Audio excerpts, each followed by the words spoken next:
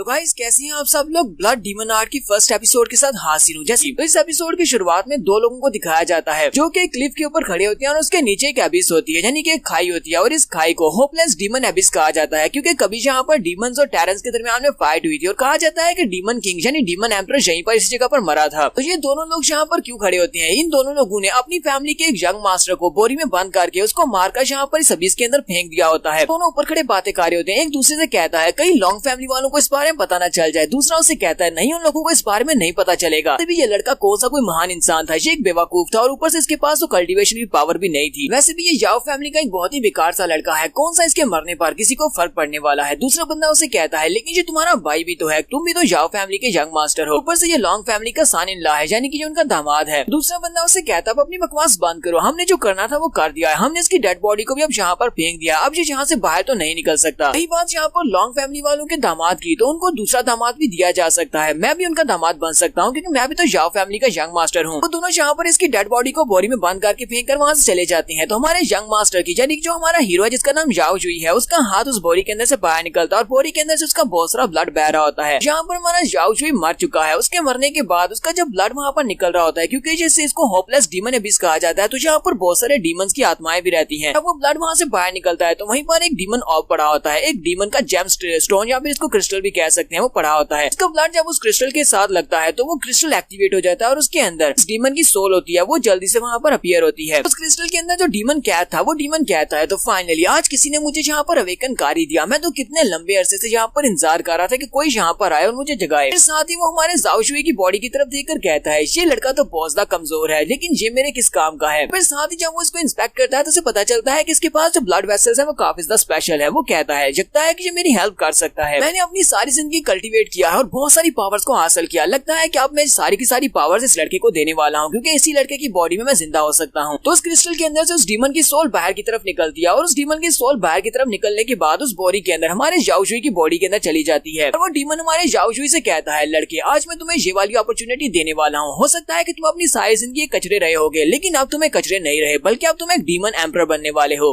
तो उस डीमन की आत्मा जब हमारे याओ जुई की बॉडी के अंदर समा जाती है बाद ही वो से कहता है चलो लड़के अब जल्दी से उठ जाओ। फिर के बाद हमारे याओ जुई को होश आती है, वो उस बॉडी के अंदर से बाहर निकलता है और कहता है ये क्या, मैं अभी तक जिंदा हूँ। उसी के साथ उसका सर वहाँ पर बहुत ही तेजी से दर्द करना शुरू करता है। वो अपने सर पे हाथ रखता है और एक जोरदार चीख मारता है और कहता है जो पर हो क्या रहा है, ये सारी की सारी मेमोरीज कहाँ से आ रही हैं? क्या अब इसकी बॉडी के अंदर एक डीमन भी आ चुका है? तो डीमन उस वक्त से यहाँ पर है जब वहाँ पर जंग हुई थी, जहाँ पर हमारे याओ जुई को इस हकीकत के बारे में पता चलता है। जबकि कहानियों में ये लिखा गया है कि यहाँ पर डीमंस और टेरेंस के दरमियान में फाइट हुई थी, लेकिन इस मेमोरीज के जरिए से हमारे याओ जुई को पता चलता है कि यहाँ पर डीमंस और दूसरे एलियंस के साथ फाइट हुई थी। एलियंस जो कि दूसरे हीवन से यहाँ पर आए थे उनके साथ इनकी फाइट हुई थी। उस वक्त जो डीमंस का एम्परर था उसने सभी अपने डीमन साथियों से कहा कि उन सभी को मिलकर इनके ऊपर अटैक करना होगा, इन्हें यहाँ से निकालना होगा। हालांकि यहाँ पर डीमंस ने उन सारे के सारे ह्यूमन से आए हुए एलियंस को मार दिया, लेकिन उनकी वजह से यहाँ पर डीमन रेस को भी काफी ज्यादा नुकसान पहुंचा। उनके बहुत सारे लोग मारे गए और डीमन किंग खुद भी काफी ज्यादा जख्मी था और बहुत ज्यादा कमजोर हो चुका था। ये सारी फाइट क्योंकि इसी जगह पर हुई थी, इसी वजह से इस जगह को तब से लेकर अभी तक होपलेस डीमन एबिस कहा जाता है क्योंकि यहाँ पर उन डीमंस ने अपनी आखिरी उम्मीद को खो दिया था। हमारा याओ जुई कहता है तो आज मुझे फाइनली पता चल गया कि होपलेस डीमन एबिस का मतलब क्या है। तो आज मुझे इसके ओरिजिन के बारे में पता चला है। एंशिएंट बुक्स के अंदर जो लिखा हुआ था उसके मुताबिक तो यहाँ पर हमारे इंसानों की डीमंस के साथ फाइट हुई थी, लेकिन यहाँ पर मुझे पता चल रहा है कि डीमंस की इंसानों के साथ कभी फाइट हुई नहीं थी। के साथ उसे झटका लगता है और पीछे की तरफ हटता है। पीछे जो दीवार होती है वो उसके ऊपर जब अपना हाथ लगाता है तो उस दीवार में काफी बड़ा डेंट पड़ जाता है। अब उसकी स्ट्रेंथ पहले से बहुत ज्यादा बढ़ चुकी है। ये देखकर वो खुद भी काफी ज्यादा हैरान हो जाता है और कहता है क्या ये मैंने किया है, लेकिन मेरे अंदर इतनी स्ट्रेंथ कहाँ से आ गई, मैं तो इतना स्ट्रॉन्ग था ही नहीं, मेरे पास तो कल्टीवेशन की पावर ही नहीं थी। जहाँ पर वो हमें बताता है कि उसकी कल्टीवेशन की पावर कैसे गई। वो कहता है जब मैं 10 साल का था मेरे बड़े भाई ने, जो कि मेरा सौतेला भाई है, उसने मुझे इतना ज्यादा पीटा था, वो मुझे किक मार रहा था और इससे इतना ज्यादा मुझे किक मारी कि मेरी मेडियंस बर्बाद हो गई और मैं तब से लेकर अभी तक कल्टीवेट नहीं कर पा रहा। साथ ही अपने सामने उसी डीमन का वो क्रिस्टल दिखाई देता है। वो उसको उठाता और कहता है ये तो डीमन स्टोन है, लेकिन ये यहाँ पर क्या कर रहा है? लेकिन मैंने आज से पहले कभी भी इतने बड़े साइज का डीमन स्टोन नहीं देखा, ये तो कुछ ज्यादा स्पेशल लग रहा है। तुम्हारा याओ जुई इस डीमन स्टोन को अपने हाथ में उठा लेता और कहता है ये तो वाकई में काफी ज्यादा बड़ा है। वो डीमन स्टोन उसके हाथ में वहीं पर गायब हो जाता है, धुआं बनकर वहीं से उड़ जाता है। याओ जुई कहता है तो अब मुझे समझ आया कि मैं यहाँ पर जिंदा कैसे हो गया, क्योंकि मुझे पता है कि मेरे भाइयों ने मुझे मार दिया था और मुझे यहाँ पर फेंक दिया था।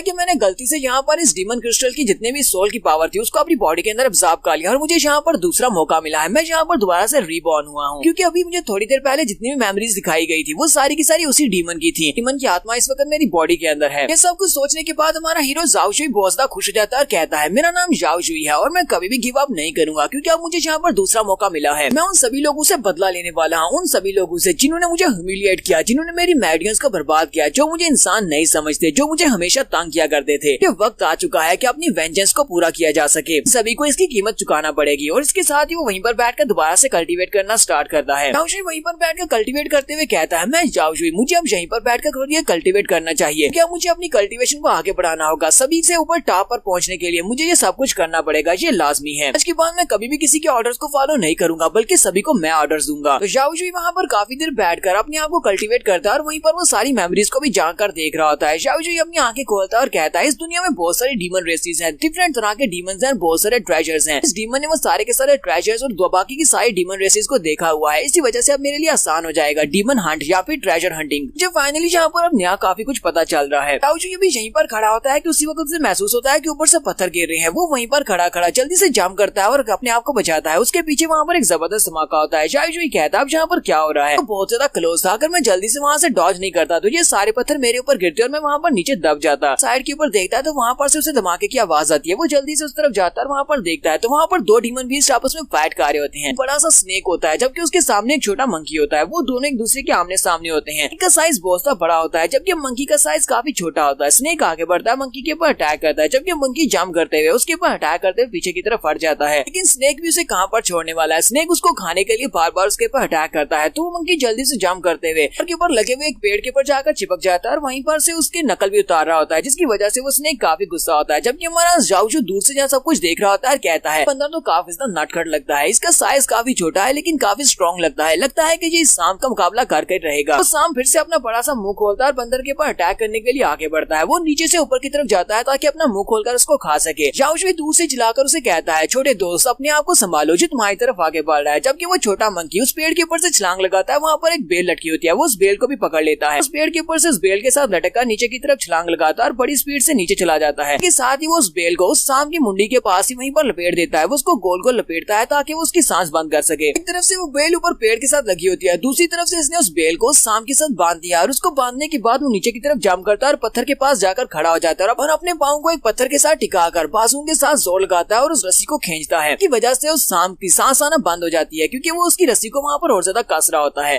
ये सब कुछ देखकर बहुत ज्यादा हैरान होता है और कहता है हालांकि ये बंदर बहुत ज्यादा छोटा है लेकिन ये तो काफी ज्यादा समझदार लगता है। अभी तो ये साइज में छोटा है, मुझे लगता है कि इससे भी काफी बड़ा होना है और जब ये बड़ा हो जाएगा ये और भी ज्यादा समझदार और पावरफुल हो जाएगा। छोटा मंकी वहाँ पर उस स्नेक की रस्सी को खींच रहा होता है। जब उस रस्सी को ज्यादा खींचता है तो वो स्नेक वहाँ पर अपनी पावर्स को यूज करते हुए उस रस्सी को तोड़ देता है। वो उस रस्सी को तोड़ने के बाद फिर से उस छोटे बंदर की तरफ देखता है और उसे खाने के लिए आगे बढ़ता है। तो अब उस बंदर के पास वहाँ से बचने के चांसेस बहुत ज्यादा कम है। तो उसने जो भी उसके तरीके थे उससे यूज कर दिए। वो स्नेक अपना बड़ा सा मुंह खोलकर उसकी तरफ आगे बढ़ता है तो बंदर उसके दोनों जबड़ों को अपने हाथों से पकड़ लेता है। वो दोनों हाथों के साथ उसके जबड़े को खोल कर रखा होता है। स्नेक अभी भी अपने मुंह को बंद करने की कोशिश कर रहा होता है ताकि वो इसी तरह ही उसे निकल जाए। जाओ जुई कहता है लगता है कि उस बंदर के हाथों से ये सब कुछ निकलता जा रहा है, मुझे उसकी मदद करना पड़ेगी वरना वो छोटा बंदर तो स्नेक का नाश्ता बन जाएगा। वहीं पर हमारे जाओ जुई को साथ एक बड़ा पत्थर दिखाई देता है। वो कहता है लगता है मैं उसकी हेल्प कर सकता हूँ और हमारा जाओ जुई भागता हुआ जाता है और जाकर उस पत्थर को उठाता है और उस पत्थर को उठाने के बाद जल्दी से ऊपर की तरफ जंप करता है और उस स्नेक के सर में जबरदस्त तरीके से वो पत्थर मारता है। वो पत्थर उस स्नेक के सर में लगता है तो वो पत्थर टुकड़े टुकड़े हो जाता है लेकिन उस स्नेक के सर के ऊपर जरा भी असर नहीं होता क्योंकि उस स्नेक के जो स्केल्स होते हैं वो बहुत ज्यादा हार्ड होते हैं। जाओ जुई कहता है लगता है कि अब मेरी भी वाट लगने वाली है क्योंकि इसके स्केल तो बहुत ज्यादा हार्ड है और अब मैं भी इसके निशाने पर हूँ। तो वो स्नेक वहीं से अपनी पूंछ को घुमाता है और हमारे जाओ जुई के ऊपर अटैक करता है जिससे हमारा जाओ जुई पीछे वाली दीवार के साथ जाकर पटकता है। जाओ जुई के पीछे पटकने के साथ ही वो उठकर देखता है तो उसके मुंह से ब्लड निकल रहा होता है यानी कि वो जख्मी हो जाता है। उसी वक्त वो बंदर की तरफ भी देखता है। वो बंदर जल्दी से जंप करते हुए दीवार के ऊपर से चढ़कर